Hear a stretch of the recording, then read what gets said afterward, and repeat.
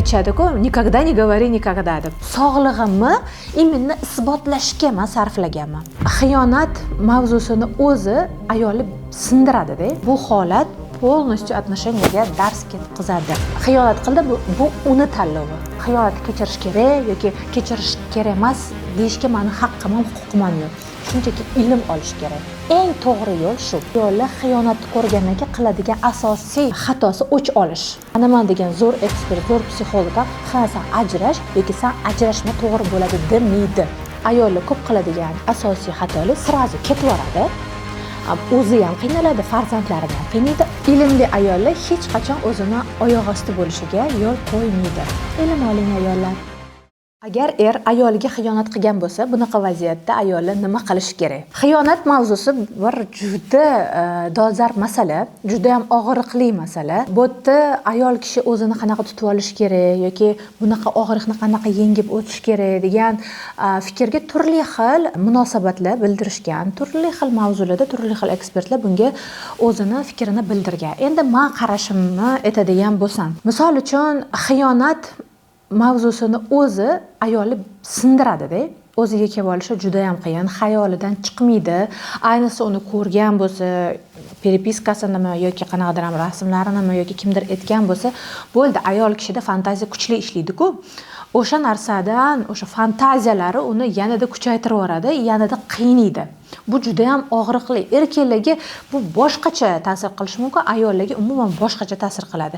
Lekin bu holat полностью отношениyaga dars ketkazadi. Endi xiyonatga misol uchun ikki xil munosabat bo'lishi mumkin-da. Xiyonatda kimdir kechirish kerak deydi, yana bir marta shans berish kerak deydi. Kimdir aytadi, bir marta xiyonat qilgan inson dalsh xiyonat qiladi, hech qachon kechirish kerak emas deydi. Endi meni munosabatim oldin o'sha agar meni erim menga xiyonat qiladigan bo'lsa, men hech qachon kechirmayman, o'sha zahot ajrashaman derdim. Aytishadi-ku, никогда не говори никогда deb. Xullas, menda bu holat bo'lgan. Qanaqa bo'lgan? O'shanaqa peripiskani birga yurishganligini menga yuborishgan, ko'rganman, xabardor bo'lganman. Buni atrofdagilarga, ota-onasiga isbotlashga harakat qilganman. Qancha kuchim, qancha energiya, qancha sog'lig'imni именно isbotlashga men sarflaganman. Umrimni sarflaganman va oxiri kasallik bilan bu narsaga yechim topganman. Shu narsa menga kerakmidi aslida deb o'ylaganman-da. Endi qaranglar, bunaqa holat og'riqli. Men buni bilaman, his qilaman, sizni tushunaman. Ayol kishi bunaqa paytda nima qilish kerak? Faqat fokus o'ziga qaratish kerak. Xiyonat qildimi? Ha, bu meni Allohga yaqinlashtiryapti. Men Allohdan uzoqlashgan ekanman. Erimni men bilan erimni sinayapti shu yo'l orqali deymiz. Xiyonat qildi, bu uni tanlovi. Xiyonatiga u o'zi javob beradi. U sizni tanlagan, sizga ham xiyonat qildimi, o'zini tanlagan tanloviga xiyonat qildimi, u insondan nimani kutish mumkin bilmayman, chunki hammani dunyo qarashi, fikrlashi har xil, lekin bu paytda ayol kishi полностью fokusni o'ziga qaratib rivojlanishga harakat qilish kerak. O'shani sal bo'lsa ham chalg'iydi, o'sha og'riq sal bo'lsa-da bosiladi. Erdan hamma fokusni olib o'ziga qaratganda, o'zini yaxshi ko'risha boshlaganda, balkim o'sha erim qaytib keladi. Qaytib kelgan holatlari, kechirim so'ragan, uzr so'ragan, boshqa qaytarmayman bu holatda degan erkaklar juda ham ko'p. Oilasini saqlab qolgan ayollar bor, sabr qilib saqlab qolgan ayollar bor. Bu borada men butkul xiyonatni kechirish kerak yoki kechirish kerak emas deyishga meni haqqim ham huquqim ham yo'q. Hamma o'zini sharoitidan, dunyo qarashidan, qadriyatlardan kelib chiqib, bunga yechim topa oladi. Lekin yana bitta ikkinchi variant bor. Juda zo'r variant. Bu eshitganman. Bitta oldimgi konsultatsiyamga mijozim kelganlarda, xiyonat mavzusida kelganlar.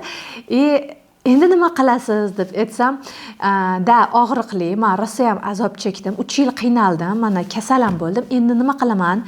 Endi erimni kechiraman, o'sha xiyonatini yuziga solib ezaman butun umr davomida. U aybdorlik hissida yashasin. Men bu yerda shatalotni mazza qilib yashayman deganda, nimadir neto ish qilsam, men o'sha narsani eslataman degan. Bu ham qisman noto'g'ri. Chunki uni jazolaydi-da. Jazolash kimga yarashadi? Faqatgina Robbimizga yarashadi.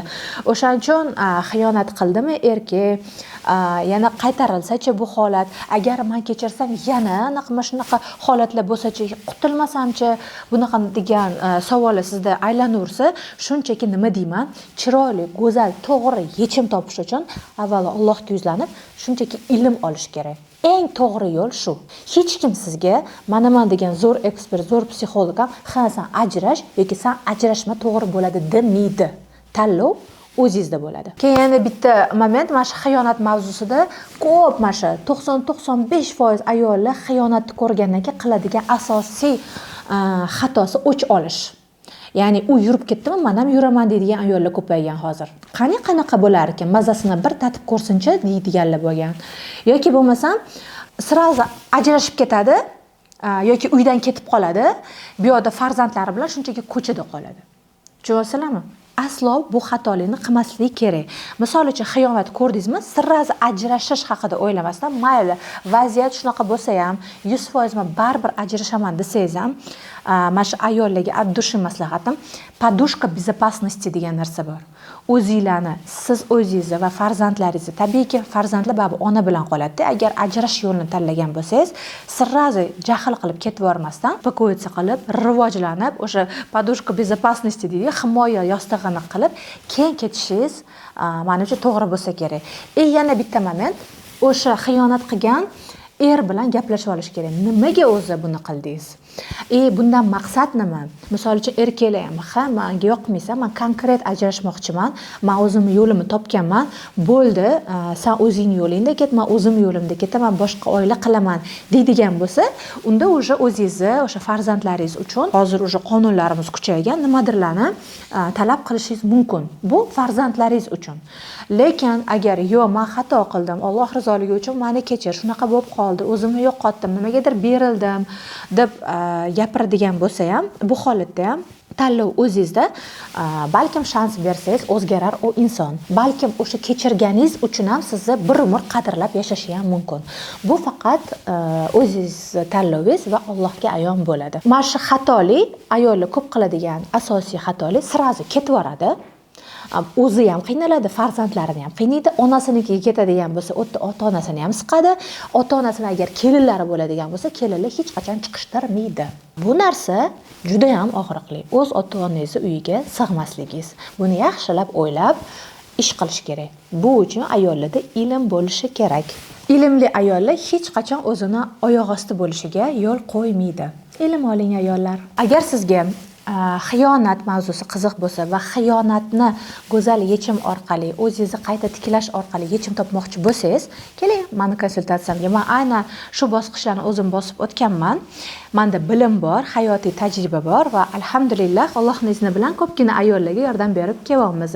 Batafsil ma'lumotlarni, ya'ni foydali ma'lumotlarni, foydali informatsiyalarni video tagida yozib qoldiraman.